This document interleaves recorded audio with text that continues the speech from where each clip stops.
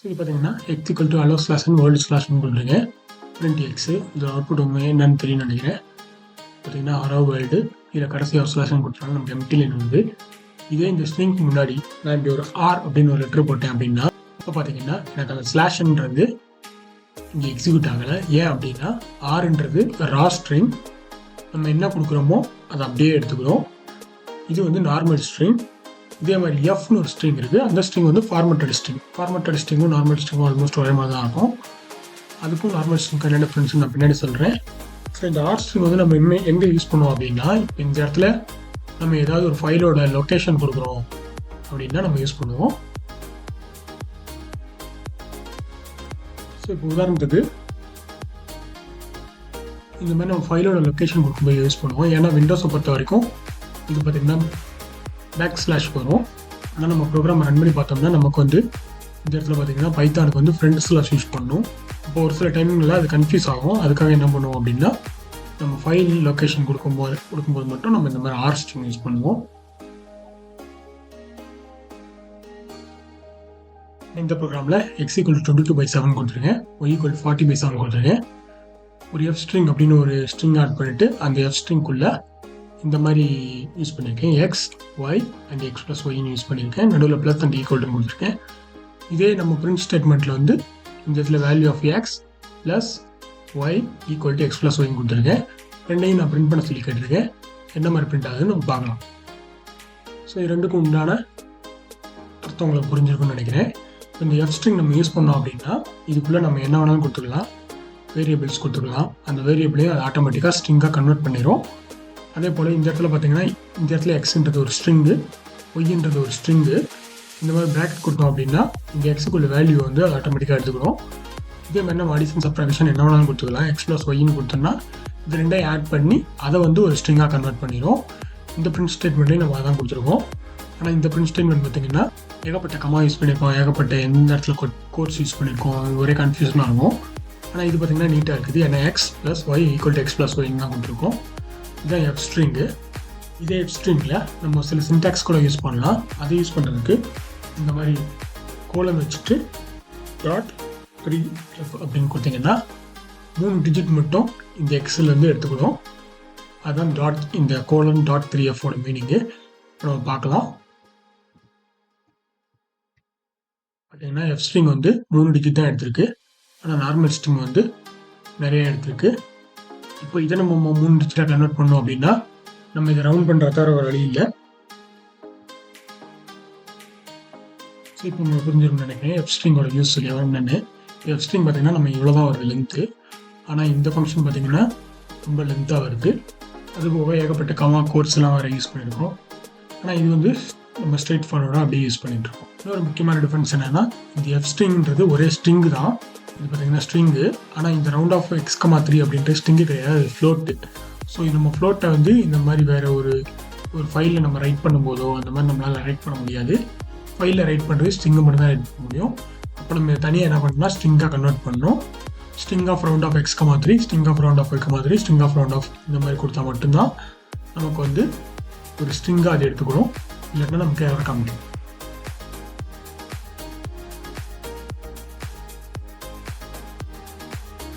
இதே மாதிரி இந்த ப்ரோக்ராம் லைட்டாக மாடிஃபை பண்ணியிருக்கேன். என்னென்னா எக்ஸை வந்து நான் ஆல்ரெடி 3 டிஜிட்டுக்கு ஸ்ட்ரிங்காக கன்வெர்ட் பண்ணி ஸ்டோர் பண்ணிட்டேன்.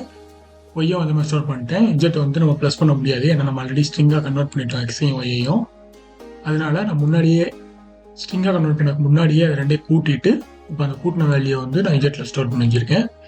இப்போ எக்ஸிஸ் இந்த மாதிரி கோலன் கொடுத்து <10 அப்படின்னு கொடுத்தோம்னா இதோட அர்த்தம் என்னன்னா நமக்கு வந்து இந்த எக்ஸ் அப்படின்ற வேரியபிள் வந்து 10 ஸ்பேஸில் வந்து ஃபில் ஆகும். மிச்சம் 10 ஸ்பேஸில் வந்து ஸ்பேஸ் இருந்துச்சுன்னா அந்த ஸ்பேஸ்லாம் எம்டி ஸ்பேஸ் ஆகட்டும். இப்போ செக் பண்ணி பார்க்கலாம். பார்த்தீங்கன்னா இங்கேருந்து இது வரைக்கும் 10 ஸ்பேஸு, இங்கேருந்து இது வரைக்கும் 10 ஸ்பேஸ். நம்ம ஃபைலை ரைட் பண்ணும்போது யூனிஃபார்மாக இருக்கணும் இல்லையா, அதுக்காகவே இந்த ஃபங்க்ஷன் யூஸ் பண்ணுவோம். இதையும் காம்பினேஷனில் நம்ம ஒரே ஃபங்க்ஷனை யூஸ் பண்ண முடியாது. நம்ம யூஸ் பண்ணால் எரர் காமிக்கும். இந்த மாதிரி நம்மளால் யூஸ் பண்ண முடியாது. யூஸ் பண்ணால் நமக்கு எரர் காமிக்கும். அதனால என்ன பண்ணுறோன்னா நம்ம தனித்தனியாக தான் யூஸ் பண்ணி ஆகணும். இவ்வளோ தான் F strings and R strings. இப்போ நம்ம விஎஸ் கோடில் இருக்கக்கூடிய ஷார்ட்கட்ஸ் பற்றி பார்க்கலாம். நம்ம ஏதாவது ஒரு லைன் இப்படி செலக்ட் பண்ணிவிட்டு நம்ம ஆல்ட் ப்ளஸ் அப்பர் அமுக்கணும்னா மேலே போகும். ஆல்ட் ப்ளஸ் டவுன் அமுக்குனா கீழே வரும். இது ஒரு லைன் மட்டும் இல்லை, பல்காக கூட நம்ம மூவ் பண்ணலாம். ஸோ இது வந்து ஒரு இம்பார்ட்டன்ட் ஷார்ட்கட்டு. அதே மாதிரி control plus divided by simple அப்படின்னா நமக்கு அந்த லைன் வந்து கமெண்ட் ஆகும். அதே மாதிரி மல்டிபிள் லைன் கமெண்ட் இருக்கும், அதே தான். ஸோ இப்போ control plus divided by simple அப்படின்னா நமக்கு இந்த லைன் எதுவுமே எக்ஸிக்யூட் ஆகாது. அதே போல் திரும்ப எக்ஸிக்யூட் ஆகாத லைன்லாம் செலக்ட் பண்ணிட்டு கண்ட்ரோல் ப்ளஸ் டிவைடட் பை அமுக்கணும் அப்படின்னா நமக்கு பழைய மாதிரி ஆகிடும். இன்னொரு பார்த்தீங்கன்னா கண்ட்ரோல் ப்ளஸ் டி, ஏதாவது ஒரு ஐட்டம் செலக்ட் பண்ணிங்கன்னா இது பார்த்தீங்கன்னா ஆட்டோமேட்டிக்காக அது எத்தனை இடத்துல ரிப்பீட் ஆகிருக்குன்னு நம்ம காமிச்சு கொடுத்துருவோம். அதை நம்ம கண்ட்ரோல் ப்ளஸ் டி அமுக்கணும்னா, ஸோ இப்போ 2 வேணால் 2 செலக்ட் பண்ணிக்கலாம், 3 வேணால் 3 செலக்ட் பண்ணிக்கலாம். எவ்வளோ இருக்குது அவ்வளோத்தையும் செலக்ட் பண்ணிவிட்டு நம்ம 3 இடத்துலையும் ஒரே மாதிரி வந்து எடிட் பண்ணிக்கலாம். ஸோ இதோட ஷார்ட்கட் வந்து control plus D.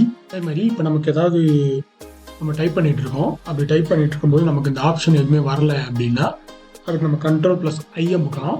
Control plus ஐ அமுக்கினா இந்த சஜஷன்ஸ் வந்து வந்துடும். இப்போ பார்த்தீங்கன்னா நான் வெளியில் கிளிக் பண்ணிட்டேன், எனக்கு சஜஷன் வரல. திரும்ப அங்கே கிளிக் பண்ணுறேன், எனக்கு ஆப்ஷன்ஸ் எதுவுமே வரல. அப்போ நான் கண்ட்ரோல் ப்ளஸ் ஐ அமுக்கணும்னா எனக்கு வந்து இந்த சஜஷன்ஸ் வந்து வந்துடும். அதே போல் இப்போ நமக்கு ஒரு ஸ்ட்ரிங் இருக்குது, அது ரொம்ப பெருசாக இருக்குது. ஸோ இந்த மாதிரி ஒரு ஸ்ட்ரிங் இருக்குது, இந்த ஸ்ட்ரிங் வந்து எனக்கு ரொம்ப பெருசாக இருக்குது. இப்போ வந்து இதை நான் அடுத்த லைனில் எழுதணும் அப்படின்னா அதுக்கு நம்ம இந்த ஸ்லாஷ் யூஸ் பண்ணிக்கலாம். ஸ்லாஷ் யூஸ் பண்ணிட்டு என்டர் தட்டினோம்னா நமக்கு வந்து எரர் காமிக்காமல் சிங்கிள் கோட்டையே நம்ம மல்டி லைனில் யூஸ் பண்ணிக்கலாம்.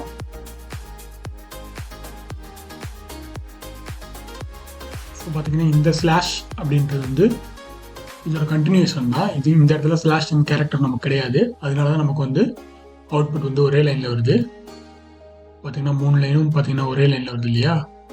ஸோ இதுதான் இந்த ஸ்லாஷ். ஓகே, ஆக்சுவலி இந்த ஸ்பேஸையும் கவுண்ட் பண்ணுது. இப்போ பார்க்கலாம், இப்போ வந்து நமக்கு ஒரே லைனில் வந்துருச்சு.